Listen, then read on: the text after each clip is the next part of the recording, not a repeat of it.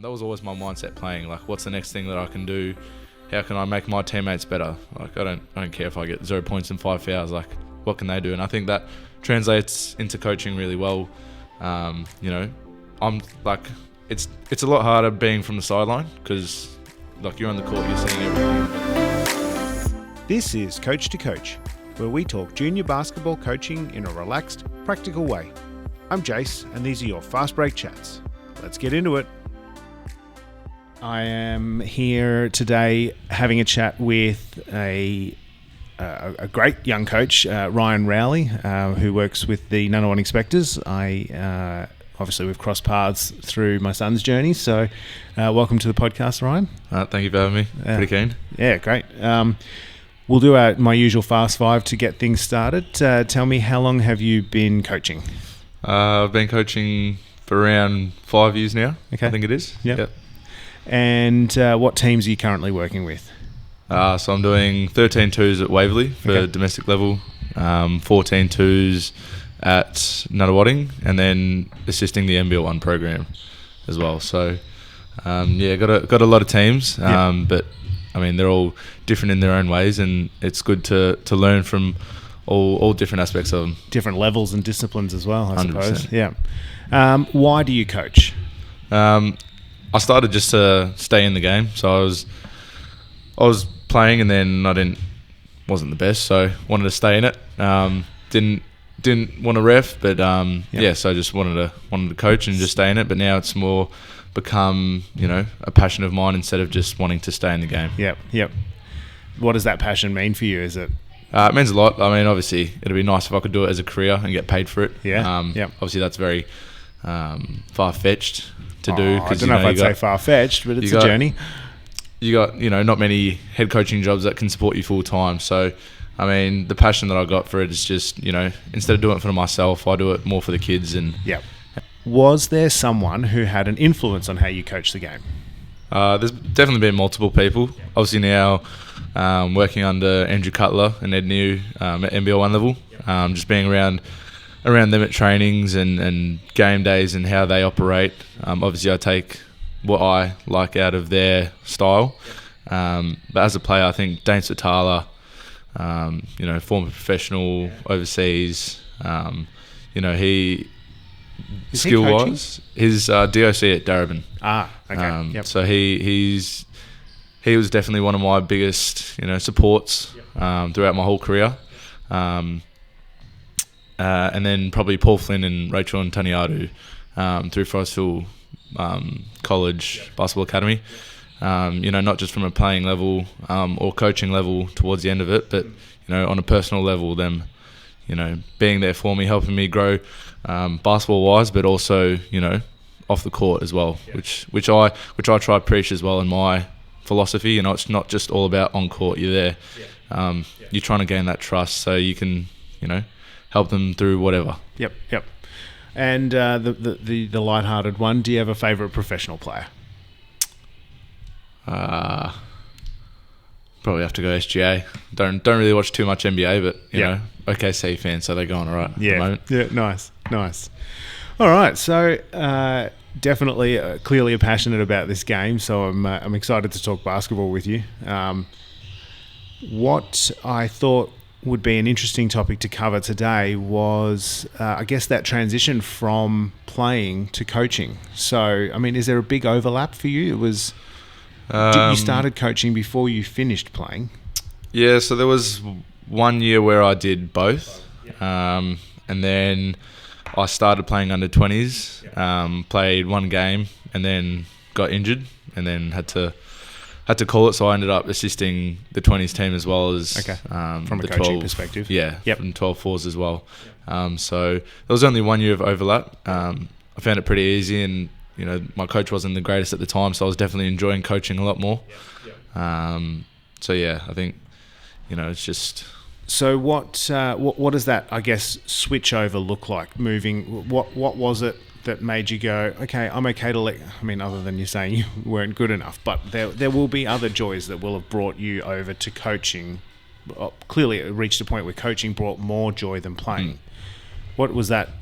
What were the things that made that the case?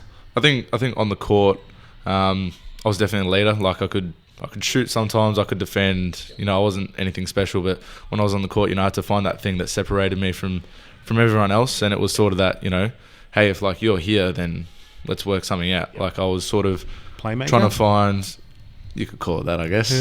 Trying to find those wrinkles to outplay the defense.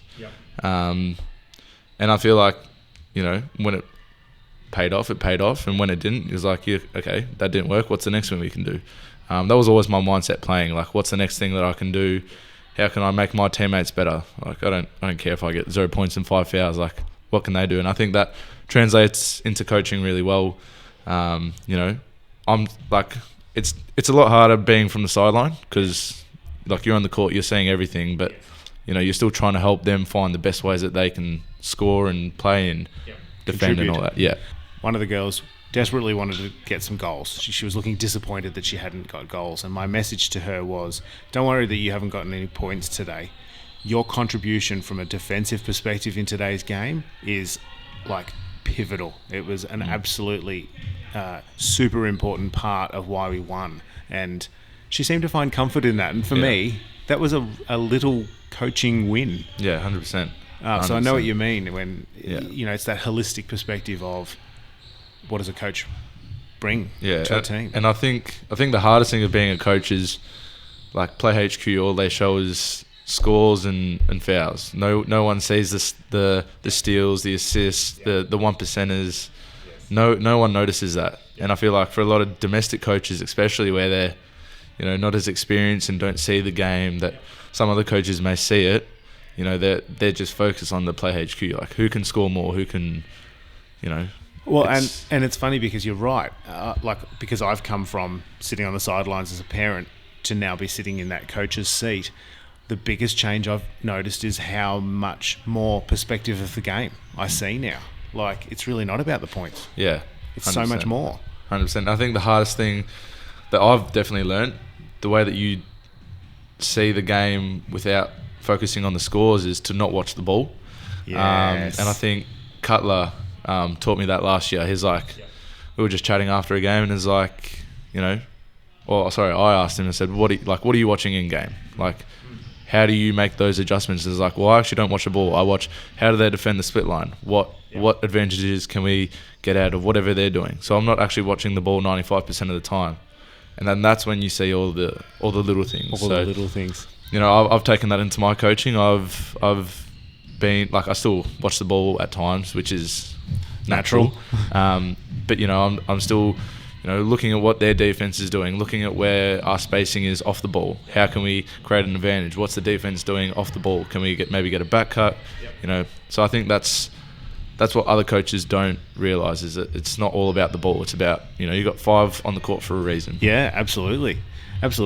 And I guess what this is your second year as a head coach for a Spectres team. Yep. What kind of things have you, I guess, reflected on from your first season and then adjusted for your second? Personally, I feel like I'm a bit stricter this year. I feel like I held standards pretty well last year, but I think it's just gone to another level. And that obviously comes with confidence and growth. Not only within myself, but like confidence from others. Getting the feedback from the parents being like it was great, but like could have been a bit more. So, I mean, I'm very big on, you know, getting feedback and taking it on. And if I want it, I'll take it. And if I don't, I'll still listen to it. And, you know, if I hear it constantly, then that's something that I've got to, you know, look at and review. But yeah, I think definitely that standard level has definitely raised from season to season. So Yep. And I guess how much of your playing style has influenced your coaching style? Pretty much exactly how I played. Like, it's very free flowing. Yep.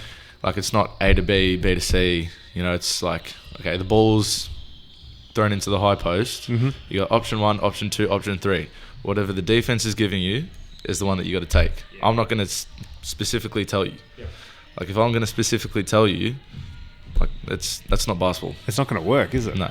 One of the things that you mentioned when my son and the three of us were chatting was about allowing creativity in the finishes, and I love that. I think that's actually something I've used from your advice and guidance. Is that I don't particularly. I've got domestic under 17 girls, right? So we're not playing high level structured offensive strategies, but what I am trying to do is allow them to create the space to finish in their own way or style, and I love that. I think that's something. Yeah, can you tell us a bit more about that sort of philosophy for you? Well, like I said before, I'm on the sideline. I can only do so much. At the end of the day, it's the players on the court that are competing. They gotta be able to create and make decisions for themselves. So it's not like I've got an Xbox controller that can help them shoot the ball. It's like, all right, am I open? Am I on balance? Do I practice this shot? Can I make it? All right, let me shoot it then. I tell my players, like, don't think about it. Like, don't play with your head, play with your heart. Like, if you feel something, just go and do it. Worry about the consequences after. And then, if it pays off, it pays off. If it doesn't, then it's that next play mentality. Get it back for me, and then, try something different. I think so. Then, if that's the case, a lot of the training would be about having, different tools in their tool belt to have those different finishes and options. Yeah, most definitely. I think that also comes with playing a lot of live reads. So we do a lot of small-sided games within what our shape would be, and that also helps them, play against the defense. It's not 1-on-0 where you're going, all right, you got to either, if I say 1, you got to do it on same foot, same hand, or if I say 2, you got to do reverse. If they're playing up against 1-on-1, then they've got to go full live, 100% contact. You got to compete and finish around real live defense like you will in a game. Well, and it's funny, I was saying to my son just yesterday, before I started coaching, I did not understand the point of scrimmaging. I was like, hang on a minute, why am I paying coaches to just stand around and watch scrimmaging? Now, my goodness gracious me, it's the best feedback loop I've ever seen. You you can pause, stop the game and go, come on guys, we need to do this better or that better. Yeah, exactly. So yeah, that live coaching almost. Yeah, coaching on the run. Yeah.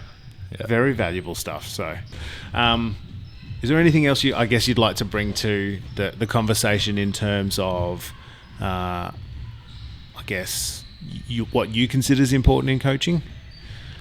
What's something what's a piece of advice that you would like to share with newer coaches? I mean, you're 5 years in. Yeah. I'm 1 year in. That's a pretty important window, I would say, in terms of your development. I mean, it's in terms of a coach's development. Yeah.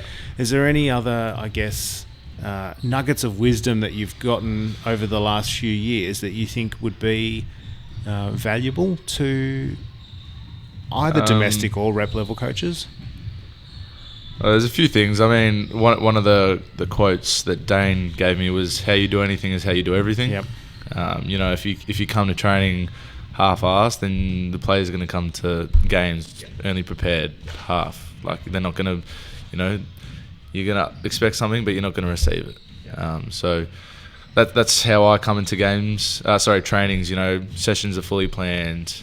Obviously, you got to have a bit of adaptability. Yeah, so that's an in that important as well. One. Training structures and plans is an important one. Yeah, so you got to, I have all my drills, all my points of emphasis that I want to get across, and then just little notes for me to remember, and maybe a diagram. Yep. So that's something that I pride myself in, just to make sure that I can give the best to the team. That time that's available. All right, where do you sit on the effort factor? Effort factor, one of our, in my 14-2 boys, one of our team values is 110%, no matter what. Yep. Effort is something that can't be coached. Yeah. But it's a non-negotiable. If you don't give effort, simple enough, you just won't play. Does that apply at rep and domestic level? 100%. If there's a loose ball and you're next to it, I want you to get it. Yep. If you don't get it, then what's the point of what are you being? What are you doing? Here for? And I mean, sometimes, and I understand, kids have off days, you're tired from school. Like, if your 110% is just rocking up to training that day, then that's your 110%. but whatever it is, you still got to give it.